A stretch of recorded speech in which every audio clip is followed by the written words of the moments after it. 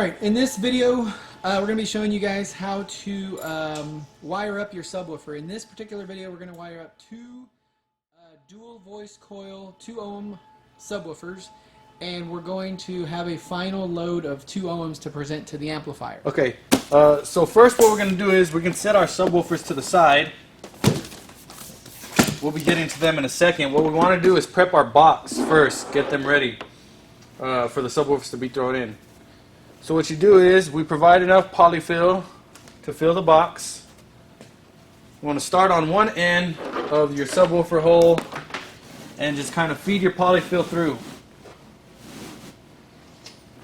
You can pull the rest of it through the other end of your other subwoofer hole here. You want to kind of spread it as much as you can through the inside of the box, trying to fill the box completely up with the polyfill.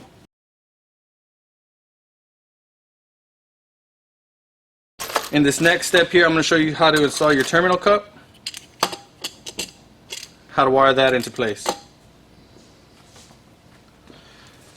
So on the back of the terminal cup, there are two 7mm bolts that need to be loosened up in order to get your 12 gauge speaker wire, which come with terminal rings on them already. What we're going to do is, once we take off these nuts here, we're going to tighten up these wires to the proper positions. As you can see, there's a little plus, which is where your red wire is going to go, and a negative, which is where your black wire is going to go. And this will then feed into the subwoofer box, and I'll show you how to wire them up in a second. So first, let's just get this started. We want to loosen up these nuts back here.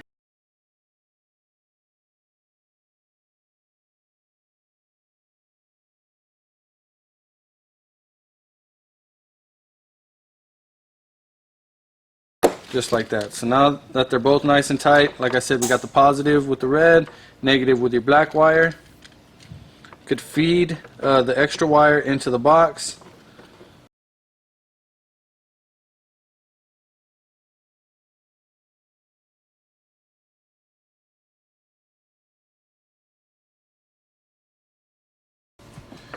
Now we're ready to wire up the subs.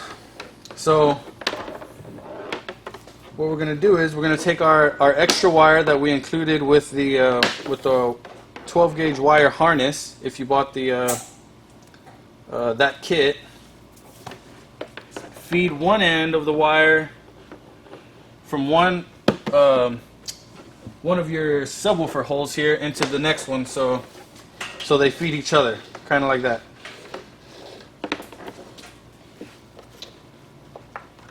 Now from the inside you can see where your terminal cup is feeding the wire in. I'm not sure if you can see that from here, but here's the wire coming in from the terminal cup. That's what we just wired in. So using a razor blade or some scissors, you're just going to split the positive and the negative right in half, just like that. Take some wire strippers or a razor blade, and you're just going to strip off some of the jacket to expose your copper wiring, just like that.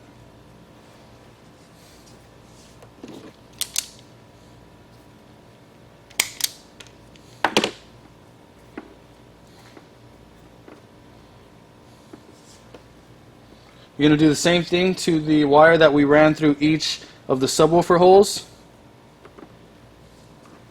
I like to give about an extra foot, maybe 1.5 feet on each side of the subwoofer holes.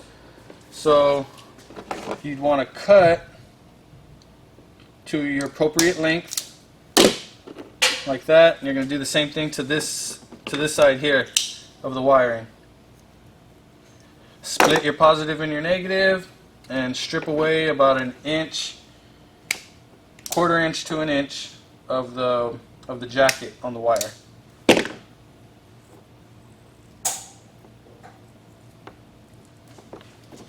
Okay.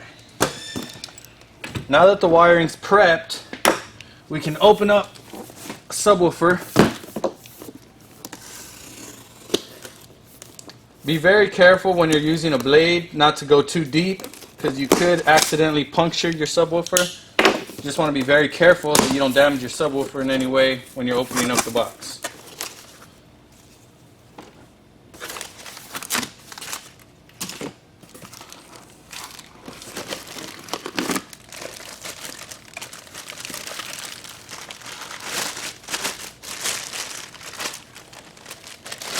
For this installation, we'll be using a pair of image dynamics D2s, which means they're wired for 2 ohm, which is what we'll be wiring it to feed on the back side. With all your image dynamics, you are 4 pieces of these foam seals, which are to be put right here on the back of the subwoofer to make sure that you have a nice airtight seal when drilling the subwoofer into the box.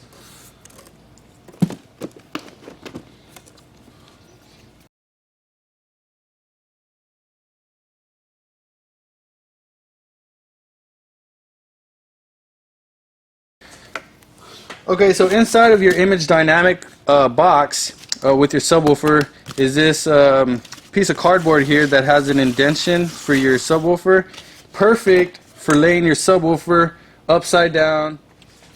Okay, so what we're going to do is first, when wiring up 2 ohm dual voice coil subwoofers, we're going to wire what's called a series parallel, which means we're going to go from the positive of one one of the voice coils into the negative of the other voice coil, and then for the opposite terminals we're going to go parallel, which means positive to positive and negative to negative. So we're taking the terminal cup wire negative and the wire that's running to the other subwoofer negative, and we're wiring those together to the other negative terminal here.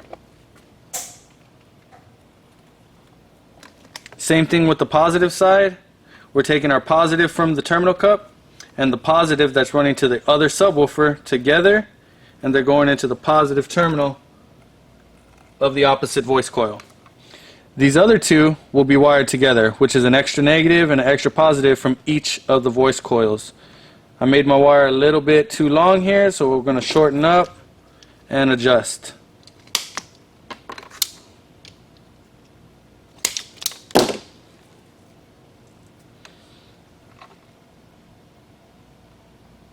Just like that. So series parallel. Series meaning positive to negative for one voice coil, as you can see here.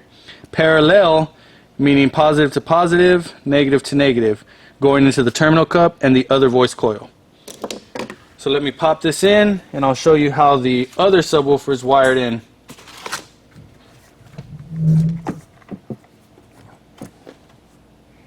You want to center it into the hole before you drill in your screws.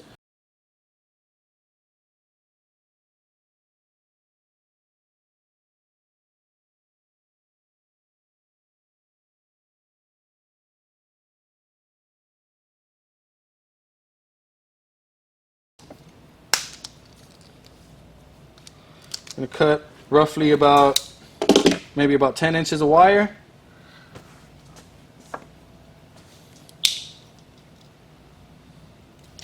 Separate it because we actually only need 1 strand of the wiring to go from one voice coil to the other. Strip it back.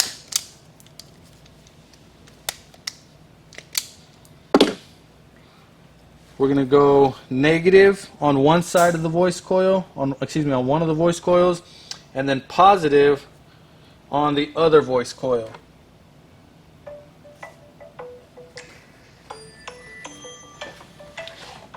And that's going to be the series part. Like I said, series is running negative to a positive. So this is the series portion. Series parallel, like I said, our next portion would be parallel, which is the negative to the positive, which is what we have here. So we have a positive and a negative. They're going to run to the appropriate terminals. Negative to negative, positive to positive. Like I said, using this method, you're able to wire up a dual voice coil 2 ohm subwoofer to 2 ohm load into the amplifier. So at this time, if you ever wanted to double check your connections, just to be sure that you have everything wired up correctly, now's the time to do so. You can just kind of check and see that you're wired in correctly on both ends. Nothing came loose or came out. Same thing on the other side here. You can pop it up and just to make sure. And once you're absolutely sure that you have everything wired correctly, you can go ahead and drill in the subwoofers. If you bought our kit, we include some screws to screw in your subwoofer. These here.